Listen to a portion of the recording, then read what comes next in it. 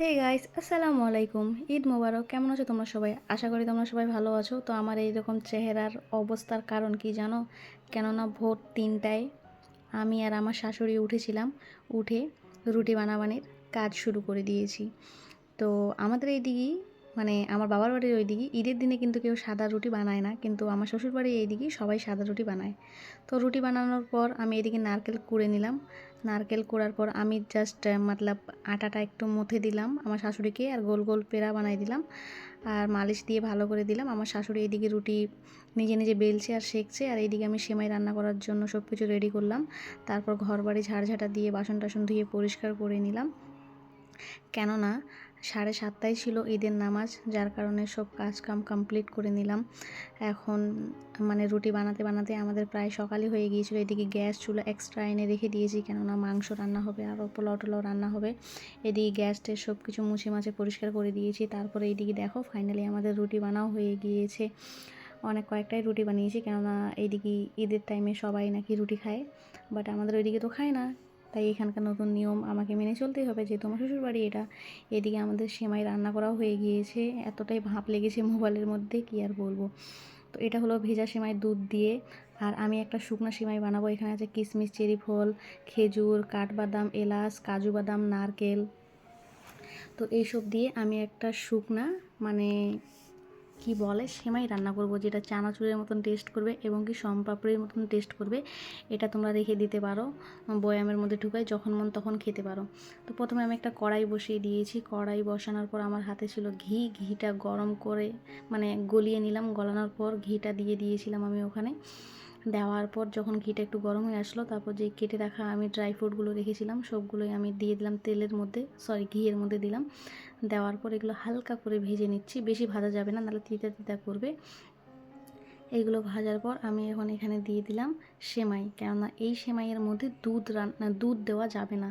তোমরা একবার বাড়িতে ট্রাই করে দেখিও কতটা টেস্টি হয় আর মুচমুচো হয়, মানে একদম চানাচুরের মতন, চানাচুর না মানে শনপাপড়ির মতন বলা চলে। তো আমি বেশি রান্না করিনি, পরিমাণ মতো কিছুটা দিয়ে দিলাম, কেননা আমাদের বাড়িতে আমরা 5 জন মানুষ, যার কারণে অল্প করে আমি বানাচ্ছি। তো দেখো ওই যে ড্রাই ফ্রুটগুলো ছিল, ঘি, তারপর এই সেমাইগুলো আমি ভালো করে সুন্দর করে এখন মাখিয়ে নিচ্ছি, একটু হালকা ফ্রাই করে নিচ্ছি, বেশি ফ্রাই করা যাবে না। তারপর এখানে এখন দিয়ে দেবো আমি চিনি। তার আগে দেখে নাও আমার হাতের মেহেদি কেমন লাগছে। ঈদ মোবারক লেখা আছে, আমার হাত তো মুরগির মতন, একদম ভালো লাগছে না, মানে এত সুন্দর ডিজাইন। তারপরও এই হাতে আমি পরেছি, এই হাতেও আমি পরেছি, আর আমার শাশুড়িকেও আমি পরিয়ে দিয়েছি। তো দেখো এটা যখন একদম ভালোভাবে ফ্রাই হয়ে যাবে, হয়ে যাওয়ার পর তার আগে তোমরা আমার এই হাতের মেহেদিটাও দেখে নাও কেমন হয়েছে না হয়েছে, আমাকে কমেন্ট করে বলবে। মানে কি বলবো, এত মোটা মোটা বেরোচ্ছিলো যা বলে বোঝাতে পারবো না মেহেদিটা। তো তারপর দেখো এখানে আমি দিয়ে দিলাম চিনি। এখানে তোমরা যে যতটা পরিমাণে চিনি খেতে চাও ততটা দিতে পারো। আমি বেশি দিলাম না, হালকা দিলাম। আবার বেশি চিনি দিলে মানে চিনিটা একদম দলা দলা হয়ে থাকবে সেমাইয়ের সঙ্গে, আর একদম ভালো করবে না, যার কারণে আমি পরিমাণ মতো এখানে চিনি দিলাম। দেওয়ার পর এগুলো ভালো করে নাড়াইয়ে নিচ্ছে চামচটা দিয়ে, তাহলে চিনিটা গলে যাবে। আর বেশি চিনি দিলে আবার মানে দলা দলা হয়ে থাকবে। তাই দেখো ফাইনাল লুক আমার এটা ভাজা হয়ে গেল। আমি বেশি কিন্তু ফ্রাই করিনি, আবার কাঁচাও রাখিনি, হালকা করে ভেজে নিয়েছি একদম যেন মুচমুচে টাইপের হয়। তারপর দেখো আমি এগুলো বাটির মধ্যে নামিয়ে নিলাম, নামিয়ে রেখে দিলাম, যার যখন ইচ্ছে হবে সে তখন খাবে। তারপর এদিকে ঈদের নামাজ পড়ে আমি একটু সেমাই আর রুটি মুখে দিচ্ছি, প্রচণ্ড খিদা লেগেছিলো। সেই সেমাই আর রুটিটা খেয়ে আমি এদিকে পোলাও রান্না করতে চলে গেলাম। এদিকে আমি পোলাওয়ের মধ্যে দিয়েছি পেঁয়াজ, 2-3টা ছোট এলাচ, বড় এলাচ, দালচিনি, লবণ, হালকা চিনি আর 2-3টা কাঁচা লঙ্কা।